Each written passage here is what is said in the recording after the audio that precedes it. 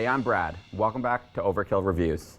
We're here in the Banger Hangar, and fun fact, it's spelled Hangar, H-A-N-G-A-R, like the Megadeth song Hangar 18, not like a clothes hanger. Quite frankly, I'm glad to be back doing another Overkill review because it means that I've gotten out of the Exclaim office where I've spent like literally the past entire month, like all of my free time, doing a massive retrospective on Converge's entire career. Please keep an eye out on exclaim.ca for that so that my obsessive attention to detail wasn't for nothing. I promise it's going to be a really good article. Another important word for you to know is S-U-B-S-C-R-I-B-E. All right, let's get to the review of the band that I've spent the last month living and breathing.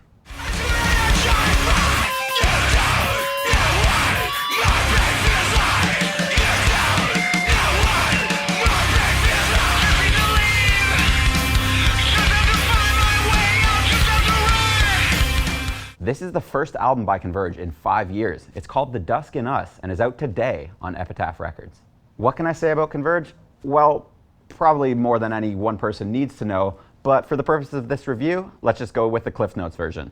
The band formed in 1990 when vocalist Jacob Bannon was only 14 years old, and they arrived at their definitive lineup around a decade later. That includes Kurt Ballou on guitar, Nate Newton on bass, and Ben Kohler on drums.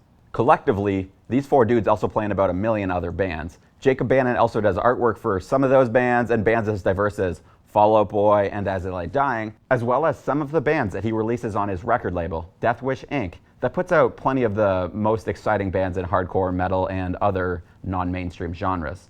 Kurt Ballou also records a lot of these bands at his God City studios. Some may call Converge metalcore, or mathcore, or metallic hardcore, but in the end, what they really are is hugely influential to the worlds of metal, hardcore, and punk. Probably the most well-known Converge album is 2001's Jane Doe. The face of the girl on the cover is as iconic as the Misfits' Skull or Milo from The Descendants. Decibel magazine named it the best metal album of the decade, and over at Exclaim, we've named that album and every one that they've released since the best metal album of the year that it came out. Should I mention the fact that my entire back piece is based on Converge? What? Yeah, like, no, seriously, like my entire back piece and a tattoo on my leg, and I'll probably get more. Now you know. It goes on my butt too, for what that's worth. But enough of that, let's get into The Dusk in Us. I'm going to start with the first song you'll hear when you press play on the album.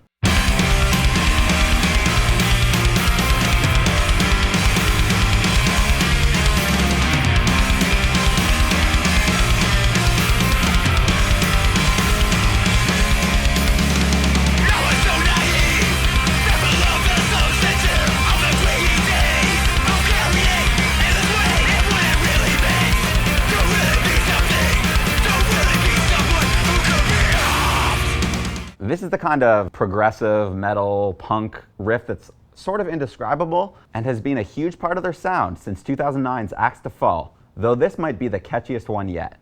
I would love to show you more of this specific song. It's got a really cool lurching, chuggy breakdown of a chorus, but there's a lot going on this album. Normally we showcase about 3 songs in these reviews, but I'm going to show you 6 to hopefully sum up the diverse nature of this album and show you a bunch of those sonic textures that they have going on. So, let's move on to Under Duress, and keep your ears open for Ben Kohler's tasty little drum fill.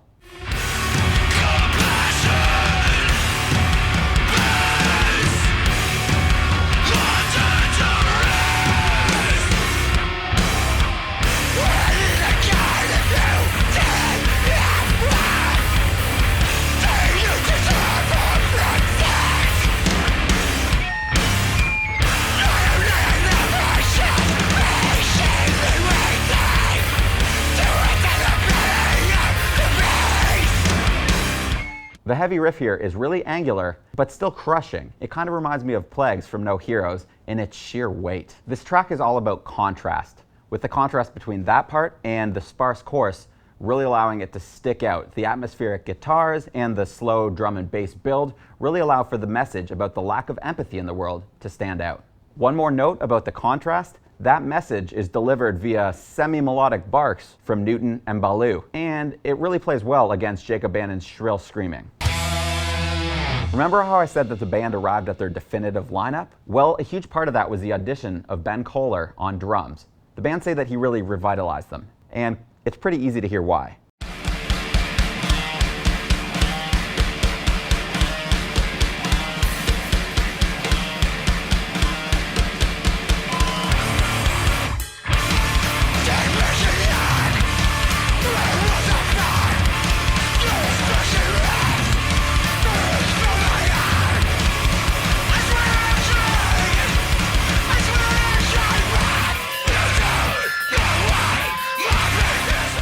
This clip is a good showcase of Ben's playing style, which is energetic and sporadic. The opening riff there is driven by his drums without ever feeling like it's just following them, probably thanks to that little hammer-on pull-off move that they do at the end of each little section. And the body of this song is just some good old-fashioned metallic hardcore. Fact, metallic hardcore is the best hardcore. Sorry, Youth Crew. The next song on the album shows an entirely different side of the band, and it's also the title track.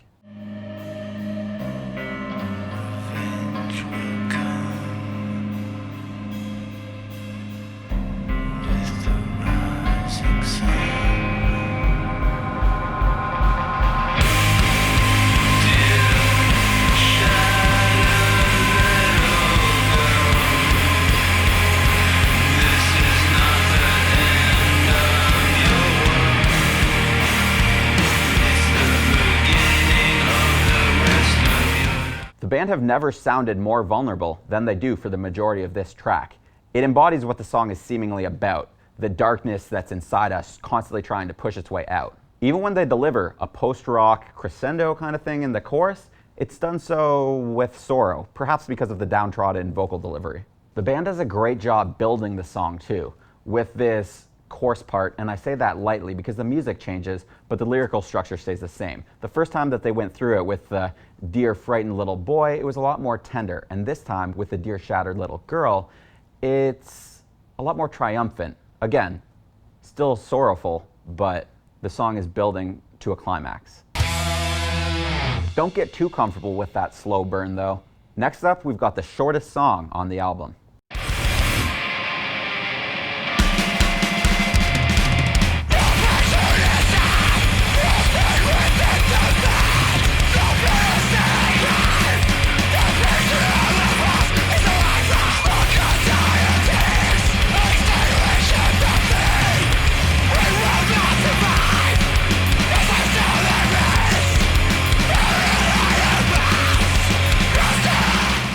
The song's called Cannibals, but it's not lyrically, your typical death metal eating flesh kind of song, though Bannon sounds ferocious enough to suggest that it might be. The message is a lot deeper here. We are just cannibals if there is nothing left to love. It's a bleak metaphor, yet also very apt. And once again, the drums are really pushing forward the song, with Kohler's mutated snare rolls kind of driving everything. But they rein it in again on the next song. This is another supremely crafted song that builds to a sorrowful peak.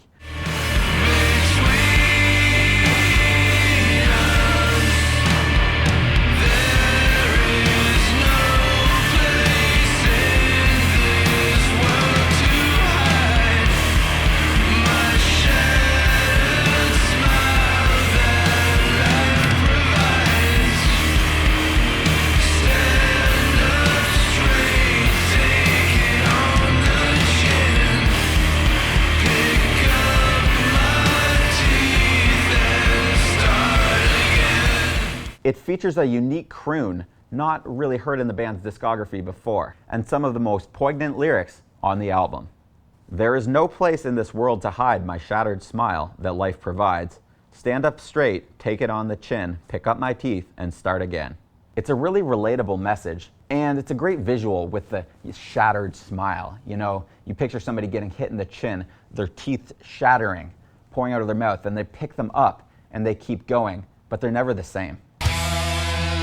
A lot of the album seems to center around the theme of people looking out for themselves and themselves alone, and the fact that a lot of humanity is struggling with a monster within, trying to burst out and hurt both the host and others.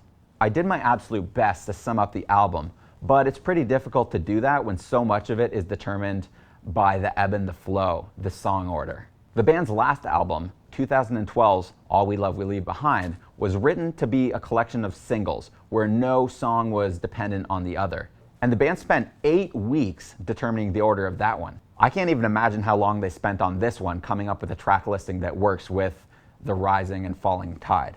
The Dusk in Us is a powerful album, meant to be experienced as such. Sure, you can listen to a song here, a song there, and they're all awesome songs, but you won't get the full experience that you would if you immersed yourself in it. There are some of the sparsest moments in the band's discography here, but there are also some really dense ones. It's evident when listening to the album that they spent a lot of time and thought on crafting it. So it should be no surprise that, as expected, it's another great album from Converge, and I'm giving it 4.5 skulls out of 5 on Overkill Reviews. Don't forget to head to BangerTV.com to leave your own skull rating, and don't forget to subscribe.